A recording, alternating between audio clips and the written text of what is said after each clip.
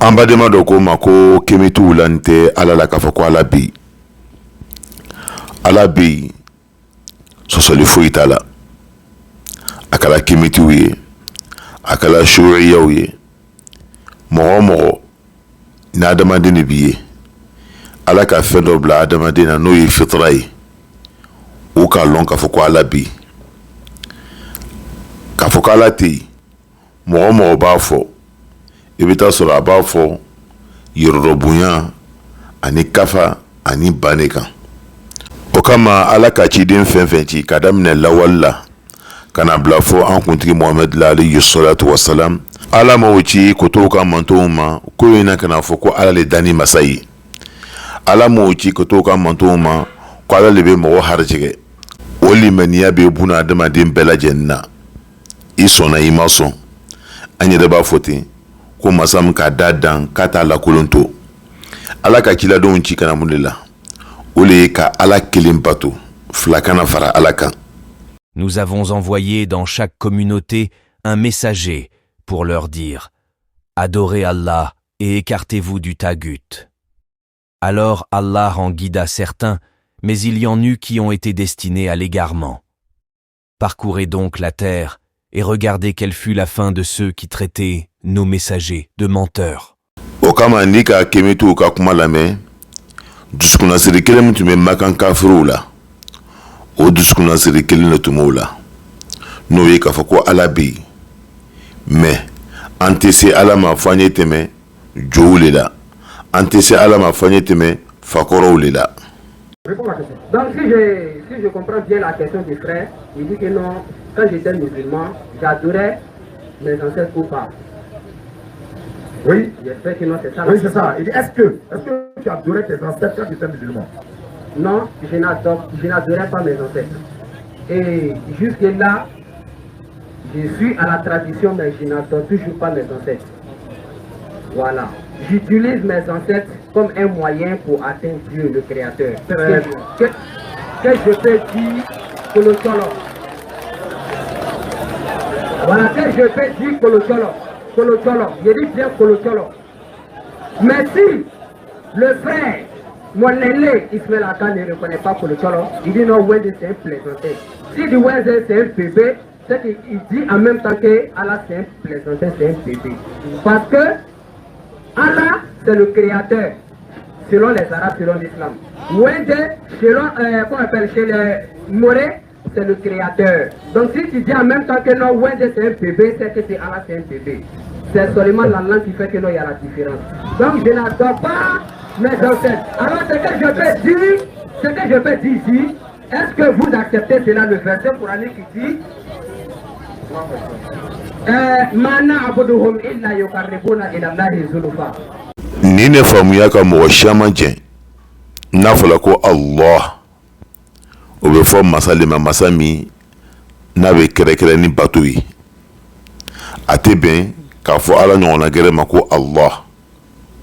O kama n'i taara lɔnnibagaw ka kitabuw filɛ, Allah o bɛ kɔrɔ min d'a ma huwa al-ma'luhu al-ma'bud, mɔgɔ b'o ni la fɛn min kan k'a bato, dhul uluhiyya wal ubudiyya ala khalqihi ajma'in.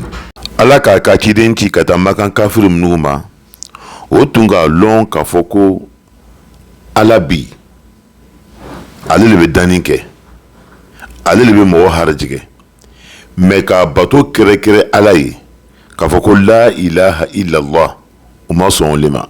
C'est à Allah qu'appartient la religion pure, tandis que ceux qui prennent des protecteurs en dehors de lui disent « Nous ne les adorons que pour qu'ils nous rapprochent davantage d'Allah. » En vérité, Allah jugera parmi eux sur ce en quoi ils divergent.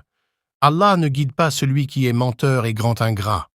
Ni y'o ka jogo le ye a n'o ka laada, o bɛ kuranna filɛ, kuma min bɛ yen ni a jukuru bɛ se ka o y'a hakilina miiri n'o ka dusukunnasiri sinsin u b'i kow kan, o bɛ kuranna aya tɔw to yen, ka fɛn dɔ ɲini ala cɛ, an da bɛna s'a ma ka walawala, nka olu laɲini ye min ye, o le ye filankafoya belebeleba ye. O le kama ala ko kuranna kɔnɔ k'an y'a wele a b'an jaabi. et quand mes serviteurs t'interrogent sur moi, alors je suis tout proche. Je réponds à l'appel de celui qui me prie quand il me prie. Qu'ils répondent à mon appel et qu'ils croient en moi afin qu'ils soient bien guidés. Ala wele ani k'i dama kasi ala la ka ban ka duwawu kɛ nin bɛɛ lajɛlen bɛ don bato le kɔnɔ. N'o kan ka kɛrɛkɛrɛ ala dɔrɔn pe le ye. O le kama ala ko k'an y'a wele k'a b'an jaabi. Et qui est plus égaré que celui qui invoque en dehors d'Allah et que la vie ne saura lui répondre jusqu'au jour de la résurrection? Et elles, leurs divinités, sont indifférentes à leur invocation. Ala ka ciden kole sabati hadisa sahan fenna. Ni bena ala wele fenna, femi ni mɔgɔ tɛ sa la, ni fɛn tɛ sa la fo ala, i ala kelen pe wele. Ni bena i dɛmɛ ɲini ala fɛ fɛn na fɛn min, ni fɛn tɛ sa la fo ala, i y'i dɛmɛ ɲini ala kelen pe fɛ, ala min n'o b'i dɛmɛ i ka waliɲa bɛɛ lajɛlen na. Abdallah ibn Abbas, qu'Allah l'agrée lui et son père, relate. Un jour où je me trouvais derrière le prophète, sur lui la paix et le salut, il a dit « Ô jeune homme, je vais t'enseigner quelques paroles. Préserve Allah et il te préservera. Préserve Allah et tu le trouveras devant toi. Lorsque tu demandes, demande à Allah. Lorsque tu sollicites de l'aide, sollicite celle d'Allah. Sache que si toute la communauté se réunissait pour t'apporter un bénéfice, elle ne pourrait le faire que pour une chose qu'Allah a décrétée pour toi. Et si elle se liguait pour te nuire, elle ne pourrait y parvenir que pour une chose qu'Allah a décrétée en ta défaveur. La plume est levée et les pages ont séché. K'a fɔ ko ala bɛ mɔgɔ don a n'a ka buna adamadenw cɛ. Dɔw m'a faamu. A lahalaya dɔw bɛ yen o tɛ don filankafoya kɔnɔ. I n'a fɔ ala k'a ka ciladenw ci ka n'a ka jɔnw ma n'a ka jigi kitabuw ye a n'a ka sariyaw ye ka mɛlɛkɛw ci o ma. O tɛ don filankafoya kɔnɔ. O ye ala yɛrɛ ka seli ye a n'a ka baara. Nka i bɛna ye tuma dɔw la nin faamuya tɛ mɔgɔw la minnu m'a faamu. Je vais te dire pour compléter en même temps. On ne voit pas les ancêtres. Allez au nord. L'eau que tu m'as demandé pour les vestes là. Je vais parce que chez nous l'eau est sacrée. C'est source d'espoir parce que sans eau on va vivre. Et celui qui m'a montré là, c'est Wendel, le Dieu de mes ancêtres, qui a dit à mes ancêtres, si tu veux moi m'adorer, passe par mes ancêtres pour m'honorer. Tout comme toi, tu passes par Mohamed, ses enseignements pour l'adorer. Voilà pourquoi ça, comment on appelle, ça tombe se trouve dans la mosquée. Et vous partez faire des évocations. Et puis c'est pas Mohamed seul, il y a Mohamed, il y a Abou Bakr et il y a Omar. Mohamed, Abou Bakr et puis Omar. Voilà un peu. Ni ne différence bɛ faragɛ ni farafin cɛ. Ni faragɛ bɛ ko ɲaɲini na k'i bolo la kisɛ kan a b'a kalan k'a faamu f'a bɛ taa kɛnɛya sɔrɔ a kɔfɛ.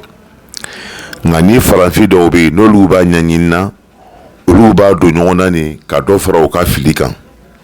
Ala ka ciden alayhi salatu wa salam ale ye ala ka ciden nin ye ka na buna adamaden bɛɛ lajɛlen ma k'o bɔ fili la k'o bila kɛnɛya sira kan.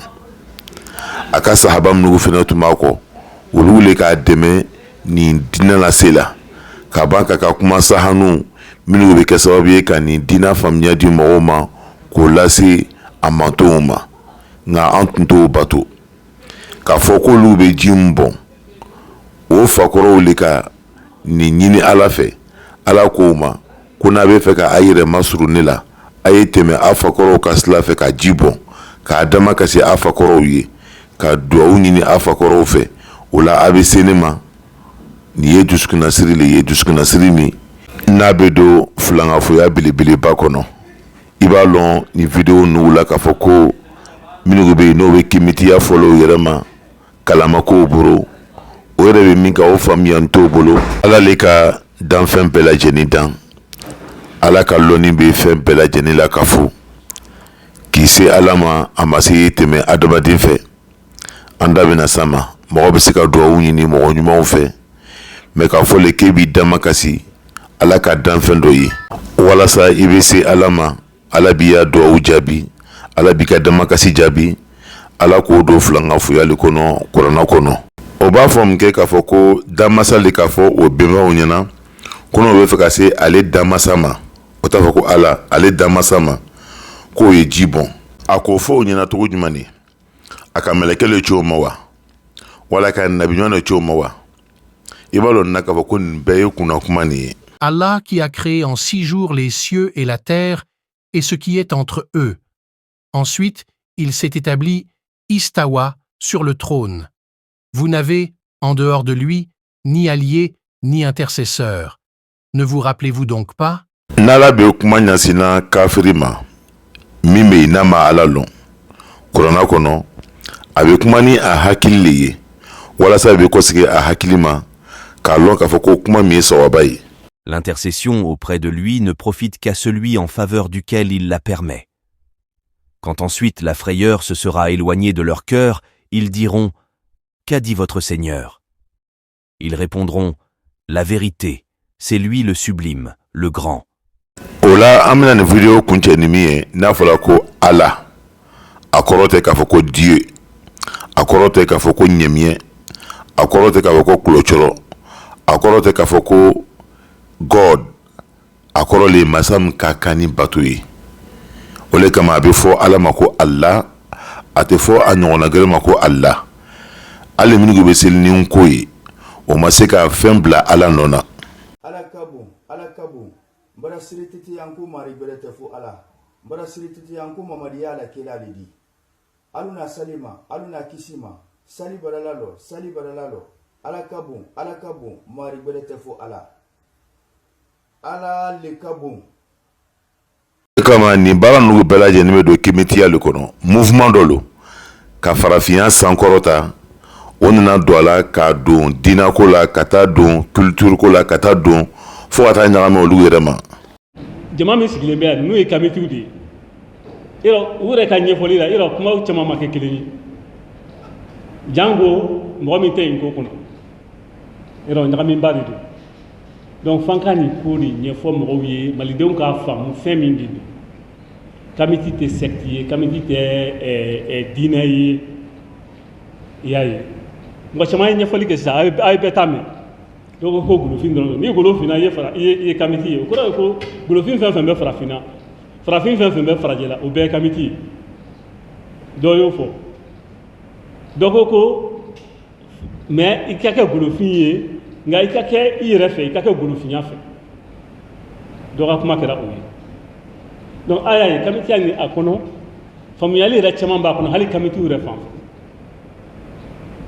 faamuyali caman b'a kɔnɔ nka bɛɛ jɛnna fɛn kelen min ma golofin i ka kɛ golofin ye tubabu tɛ se k'a fɔ a yɛrɛ ma k'a ye kamiti ye bɛɛ jɛnna o ma ko golofin don ayiwa fɛn wɛrɛ b'a la minnu bɛ k'a jate komi diinɛ ayiwa kamiti bɛ se ka kɛ fɛn dɔ batobaga ye